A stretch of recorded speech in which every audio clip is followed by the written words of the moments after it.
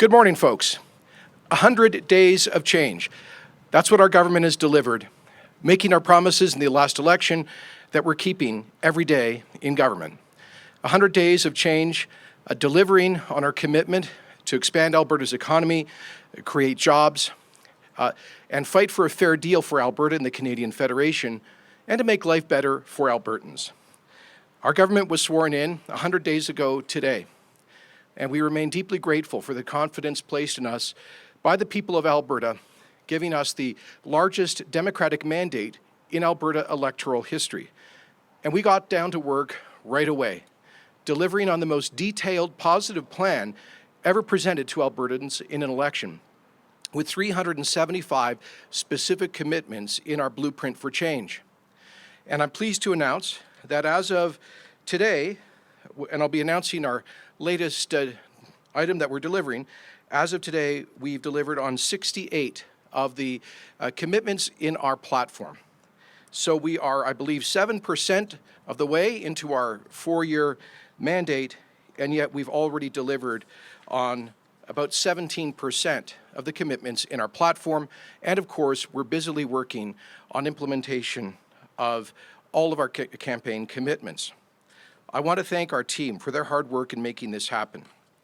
You know, 100 days of change is a concept first created by Franklin Delano Roosevelt back in 1933.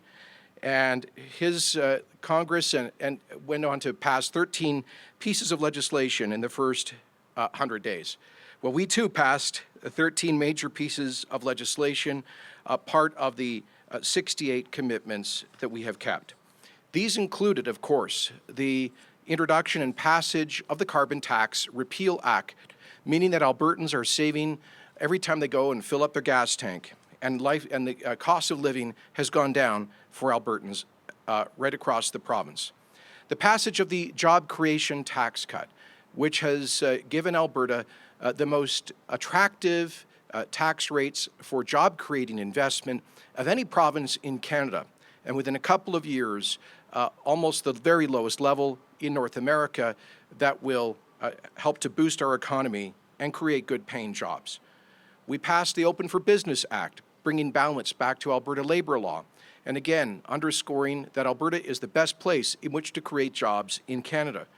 We passed the Red Tape Reduction Act and appointed a minister for red tape reduction.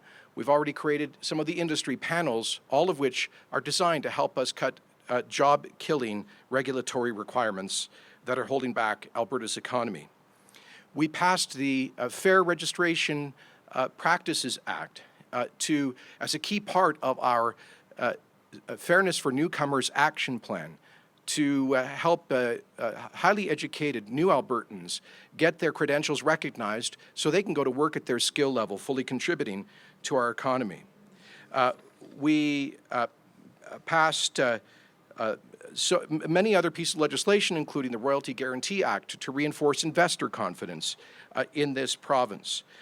We've launched consultations on many key issues, including the repeal and replacement of Bill 6 and the development of a new Farm Freedom and Safety Act. We've stood up for Alberta from day one. When I went to appear before the Senate panel on transportation to express our strong opposition to the federal ban on the export of Alberta energy off the North Coast, and we secured the support of that Senate committee, just as I went immediately to Ottawa to fight against the Trudeau government's Bill C-69, persuading, I believe, the Senate to rewrite that bill. Unfortunately, those revisions were reversed subsequently by the Trudeau government.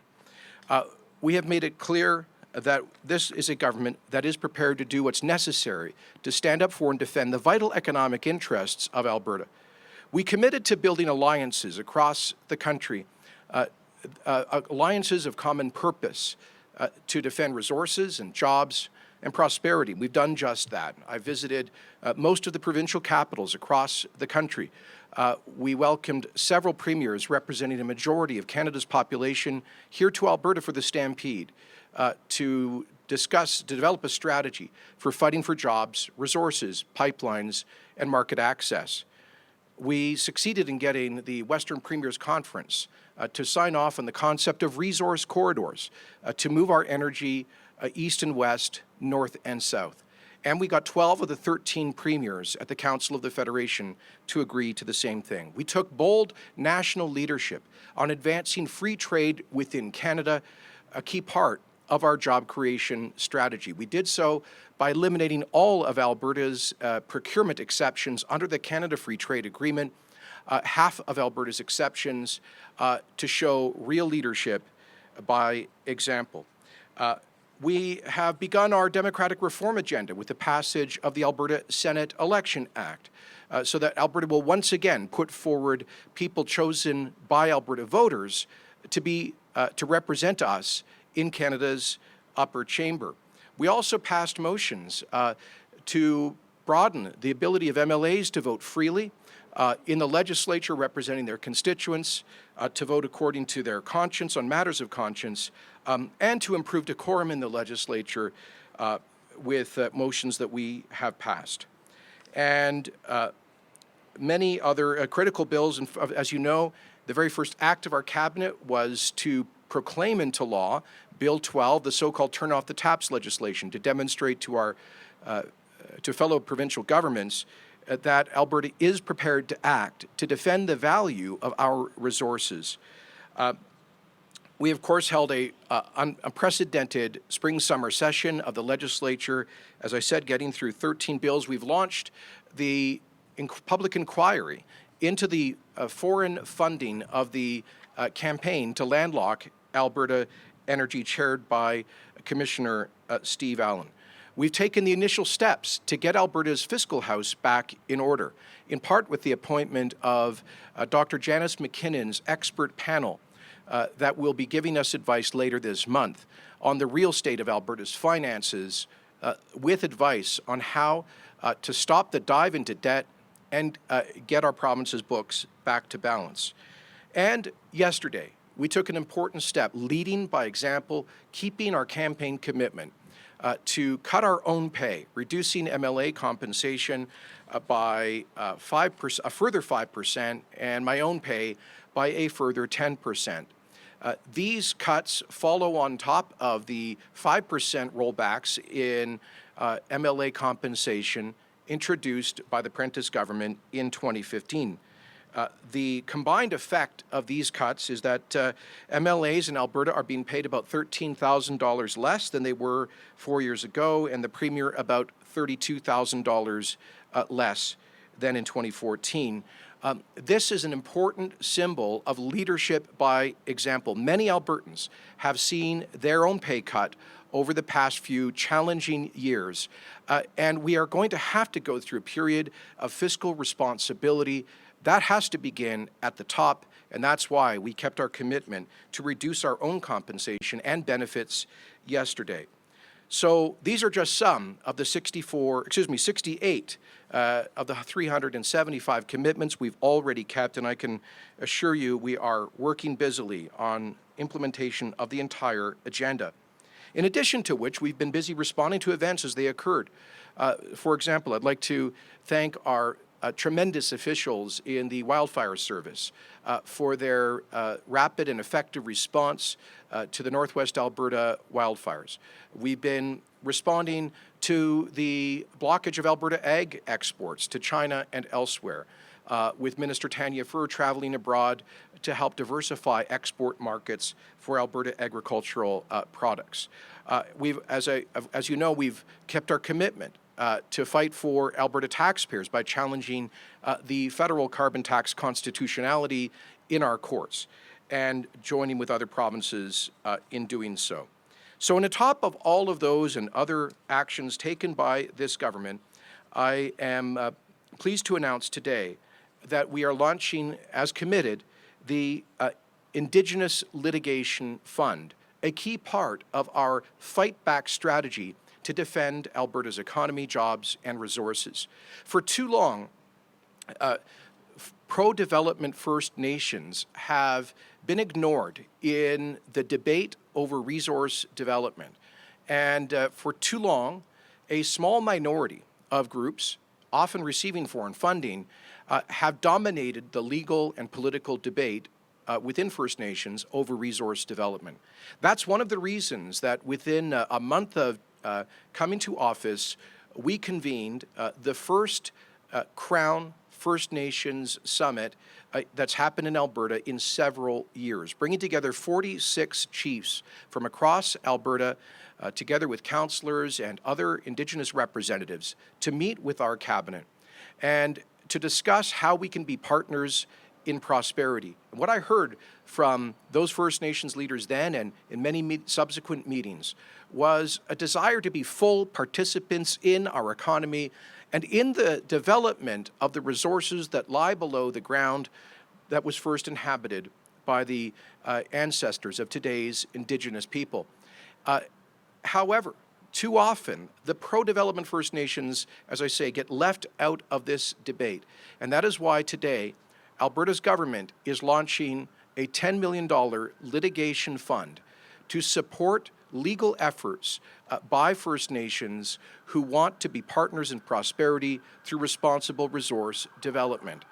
For example, later today, I will be meeting Calvin Hyland of the Eagle Spirit Consortium in northern British Columbia, a group of First Nations who support the proposed LNG projects and who supported the Northern Gateway Pipeline and want to see and be partners in exporting Alberta crude energy off the northwest BC coast. This is a group of British Columbia First Nations strongly opposed to the federal bill C-48, the so-called tanker ban, which they regard as a violation of their Indigenous sovereignty. And we are going to look at providing, they and others will be able, as of today, to apply for litigation support from the Indigenous Defence Fund to defend their constitutional rights. The duty to consult Indigenous people is not limited to those who oppose development. It also includes the duty to consult and listen to and partner with those First Nations who want to move their people from poverty to prosperity. And so this is part of our effort of reconciliation and matched with our jobs and growth agenda. So I'm very proud today on our 100th day serving Albertans to launch this critical element in our fight back strategy. Once again, 68 promises made and 68 promises kept, and we're working hard to get the rest done. I'm happy to take your questions. Before we get started, there's a mic to your right. We'd ask that you limit yourselves to one question and one follow-up so that everyone can have a turn. Go ahead, Emma. Okay, g'day, Jason. Quick question, why are you freezing funding to libraries? We're not. This is part of the interim supply process. This is part of the interim supply process. So spending right across the government was provided through, as you may know, Emma, an election was called in April without a budget having been passed. The NDP could have brought forward a budget that would have provided full statutory funding through appropriations from the legislature for all $49 billion in Alberta government spending. They chose, however, not to do so. We came to office 100 days ago, and the legislature came in about 80 days ago. We immediately brought forward a bill for interim supply, which is the appropriate thing to do, which provided funding to libraries and everything else for the first 6 months of the fiscal year. And the next 6 months of the fiscal year will be dealt with in the budget, which will be presented in October, according to plan. So we were not in a position to present a comprehensive budget within days of taking office. That will happen following the receipt of the McKinnon panel report, which I expect will be released in early September.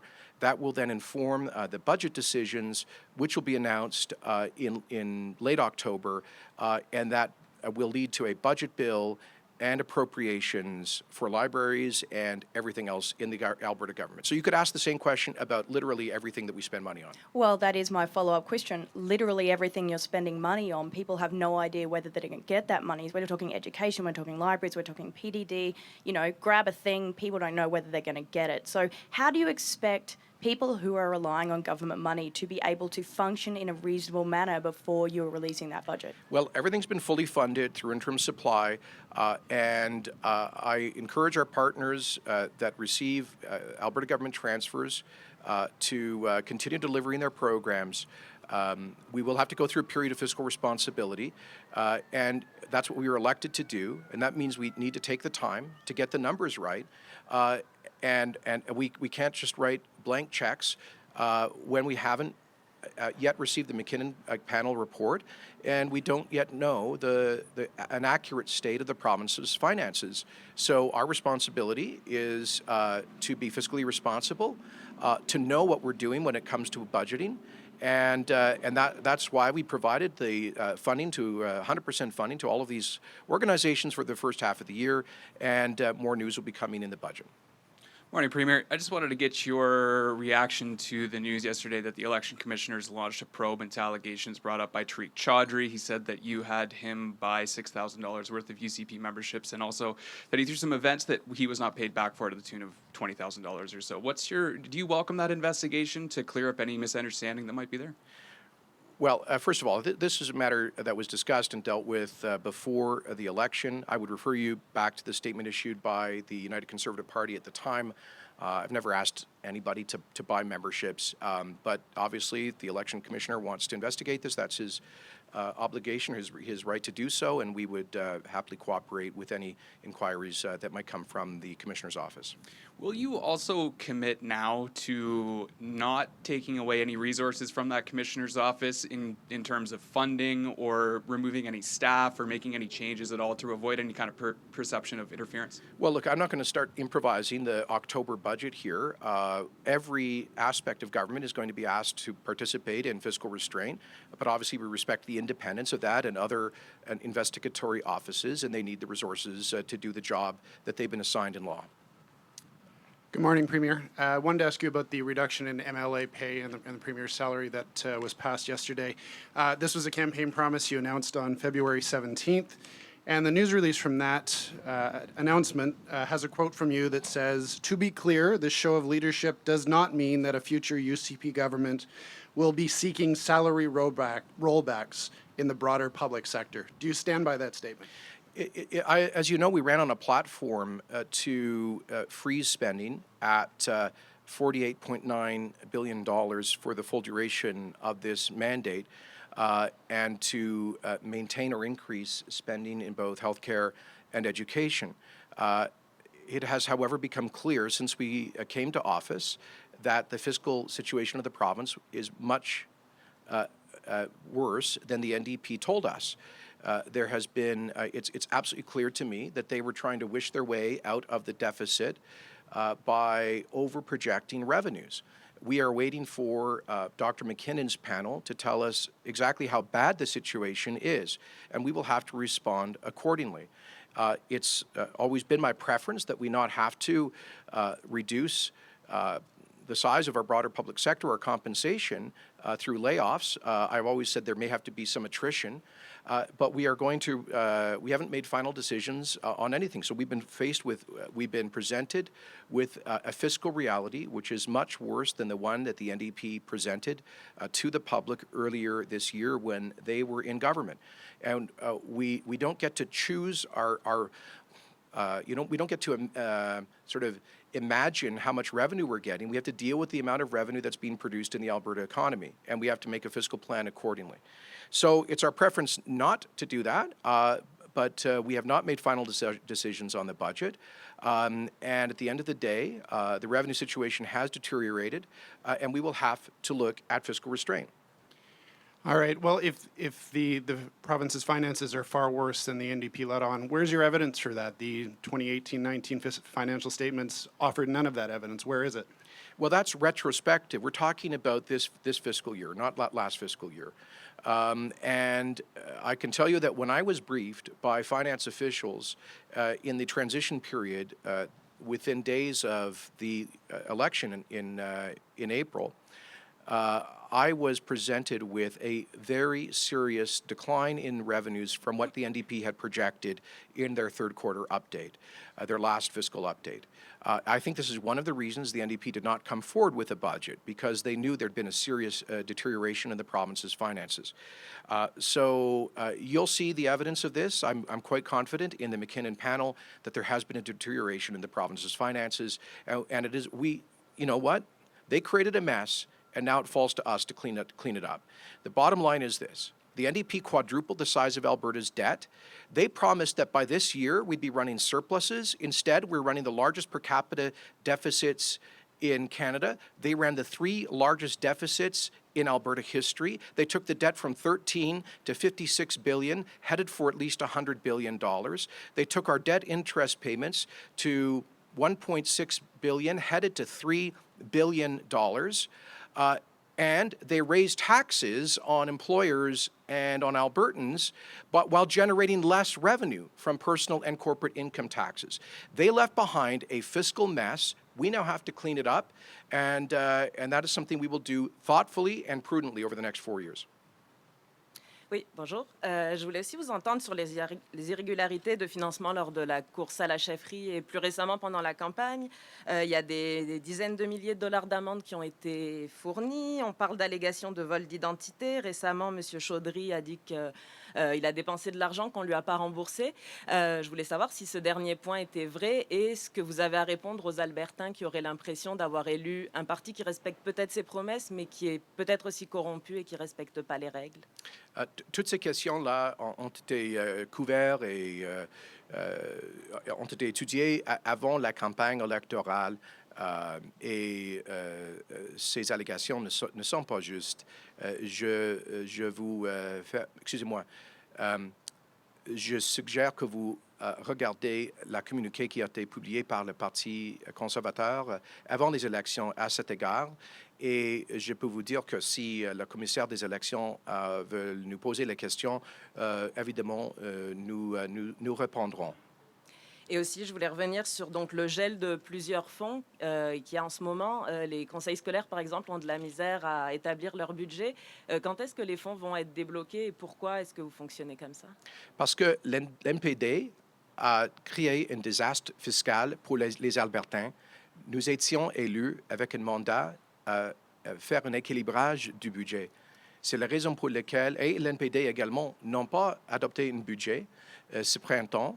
On est arrivé au gouvernement effectivement au mois de mai et tout de suite, nous avons adopté l'approbation pour les dépenses intérimaires pour les premiers 6 mois de l'année fiscale.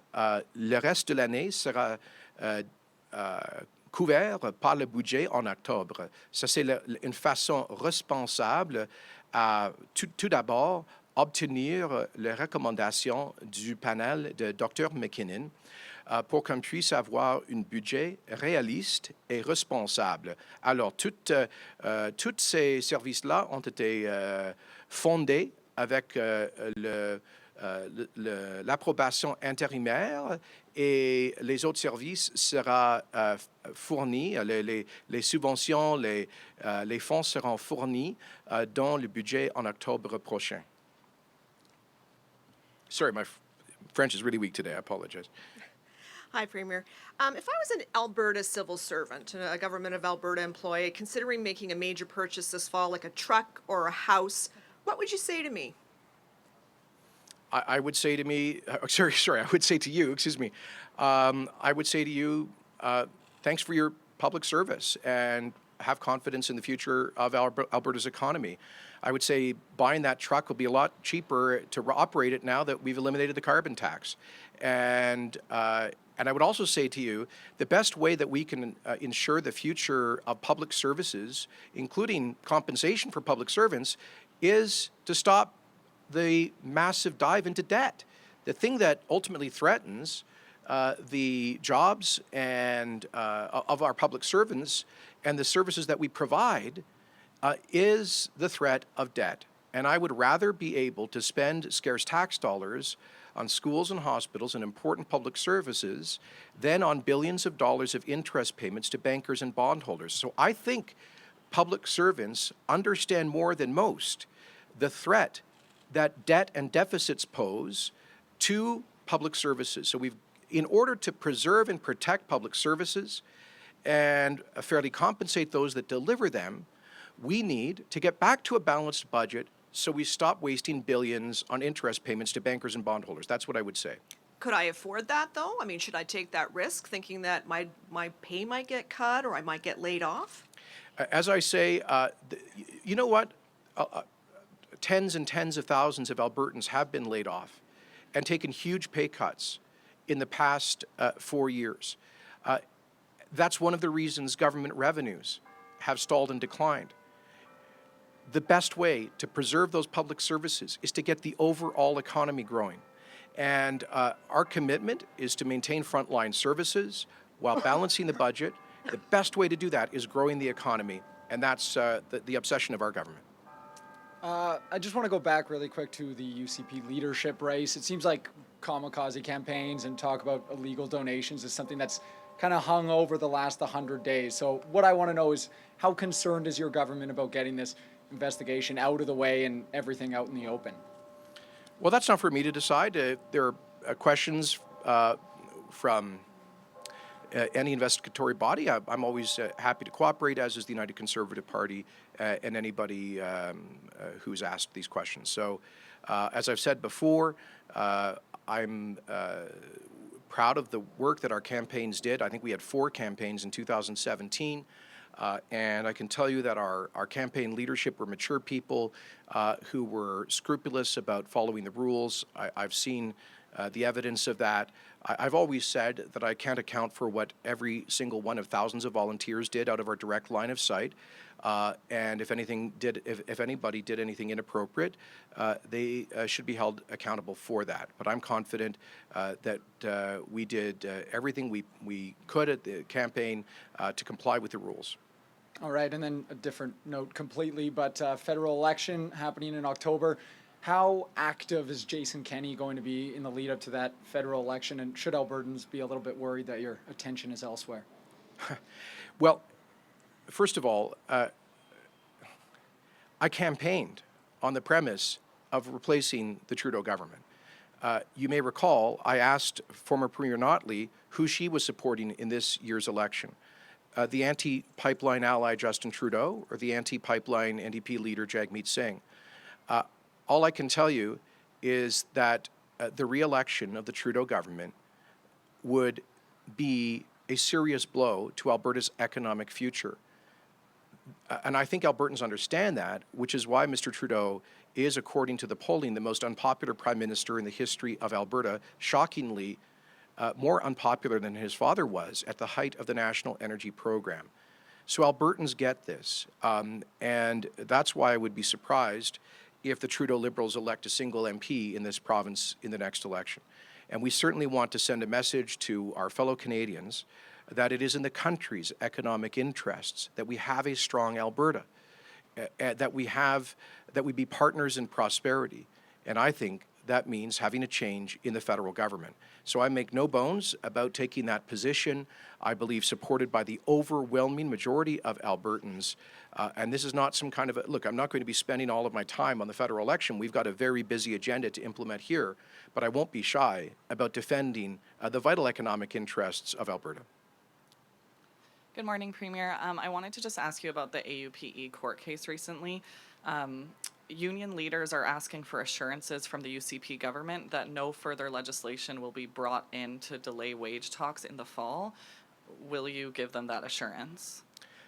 We haven't had those discussions. First of all, that interim injunction decision is under appeal. We filed an application for an appeal on that decision, so we'll wait and see what the courts have to say about that. Sorry, so you're saying you can't give assurances that no further Well, legislation that's will be brought in the fall related to delaying wage talks? I would say with it's not, unions? there's been absolutely no discussion about that. Our focus right now is appealing the initial decision. And just quickly, what would you just say to unions who are saying that trust has been broken with the government and that it's starting with bad faith negotiations now, no matter what happens going forward? I would say to the unions, particularly those that openly supported the NDP, who dumped millions of dollars in political action committee ads before the last election, that the real betrayal came from the NDP. The NDP, which promised to only increase Alberta's debt by about $10 billion, but increased it by over $40 billion. The NDP that that violated its trust with Albertans by imposing a punishing carbon tax. The NDP that had us on track for $100 billion in debt, which jeopardizes the future of our public services. So I would say to public sector union members that the best way to preserve the services that they deliver, to protect those services in the long term, is to stop the reckless dive into debt, because every extra dollar that goes to the bankers to finance the debt is a dollar that's not going to support public services. I would also say to public sector union members that we want to empower them to help us to deliver services more efficiently, to get more bang for the taxpayer's buck. I would say to them, I would ask them, why does Alberta have the most inefficient provincial government in Canada? Why do we spend almost 20% more per person than the government next door in British Columbia or than most Canadian provinces? How can we deliver services more efficiently for Alberta taxpayers so that we can balance the budget and avoid jeopardizing future public services with debt? Good morning, Premier. You said that the pay cut is leading by example. I'm wondering who do you want to show that example to? To all Albertans, many of whom have taken huge pay cuts and have been unemployed as a result of bad economic policies in the past 4 years. We're showing that we understand the financial pressure that so many Albertans have been under and the need to show some fiscal responsibility so that we stop a deep dive into public debt. And so it's a broad example that we're setting to Albertans in every walk of life. I believe that, we've been elected to grow the economy, but we've also been elected on a mandate to bring balance back to the province's finances that will require a period of fiscal restraint. And we believe that should begin at the top through leadership by example. That's exactly what we've done by reducing our own pay for MLAs by $13,000 and by the Premier by $32,000 over the two pay cuts this year and in 2015. And you announced, you made a funding announcement today while all the finances are under review. Why make an announcement before the results of the panel come?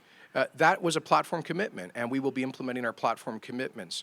And let me, in case it's not clear, try to underscore that the Indigenous Legal Defense Fund is a key part of our strategy to fight back for our resources, basically to get pipelines built. You'll recall that in the election, our focus was on jobs, the economy, and pipelines. And our strategy to get pipelines built, to get a fair price for our resources, in turn to create jobs and economic growth here, is in part to partner with First Nations who support responsible resource development. So the Indigenous Legal Defense Fund is a key part of our economic strategy to get a fair price for our energy, and it was a platform commitment that we're keeping. So there were, I believe there was in the range of about $180 million of spending commitments that were made in our election platform, of which this is one at $10 million. $180 million within a $49 billion budget is a relatively modest amount of money. We were very fiscally conservative in designing our platform, but those are priorities that we have underscored and that will have to be reflected in our budget and in our fiscal plan. The biggest portion of which, for example, is the commitment to supporting the fight on addictions and supporting people with mental health challenges. We have time for one more set of questions. Go ahead, Tim. Kim. Good morning, Premier, and thank you for sticking around to take my question. Sure. If I heard you correctly, you said the McKinnon report would likely be released in early September. Why release it then and not when it comes to your government at the end of next week? Well, we want to have a chance to study it and to prepare our own response, which is, I think, normal when you receive a report of this nature. I'm expecting a very detailed report, my expectation is it will be released very shortly after Labor Day. Sorry, one more question. Go Yes, ahead. and completely different topic, but as we get closer to the federal election and you talk about it, I know that you're widely experienced federally, but I mean, do you want to get back into federal politics No. at some point, or is it completely off the table? What's your feeling as the federal election approaches? Well, my hope is that Andrew Scheer's Conservatives will elect a majority government and will repeal Bill C-48, repeal C-69, stop the threats to impose a carbon tax on Alberta, and be partners with us in job creation, prosperity, and resource development.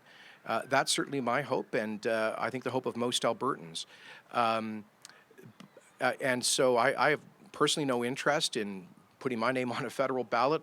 I am totally committed to the job that we've been hired to do by Albertans in getting this province back to work, and that'd be a whole lot easier if we have a change in the federal government. I can tell you this, what concerns me most right now is the possibility of a Trudeau Liberal minority government supported by Jagmeet Singh's NDP and Elizabeth May's Green Party. I think that is an entirely possible outcome. And I think that would be an absolute disaster for this province and other provinces that engage in responsible resource development. So this is not look, I'm not playing the role of some political commentator here. I'm not just spouting off about my own personal political affiliations. I am trying to defend the vital economic interests of this province, which have been under attack by a federal government that killed the Northern Gateway Pipeline, killed Energy East, bungled Trans Mountain, surrendered to Obama's veto on Keystone XL, has brought in a prejudicial tanker ban, banning the export of a product only produced in one province, Alberta, brought in the No More Pipelines Bill C-69, which our energy industry has said will prevent any future pipelines from being proposed in the future, a federal government that is threatening us with a punishing carbon tax that Albertans reject. And so I believe it is clearly in our economic interest to have a change in the federal government, and I have no qualms about making that case for change this October. Thank you very much, everybody. Thank you.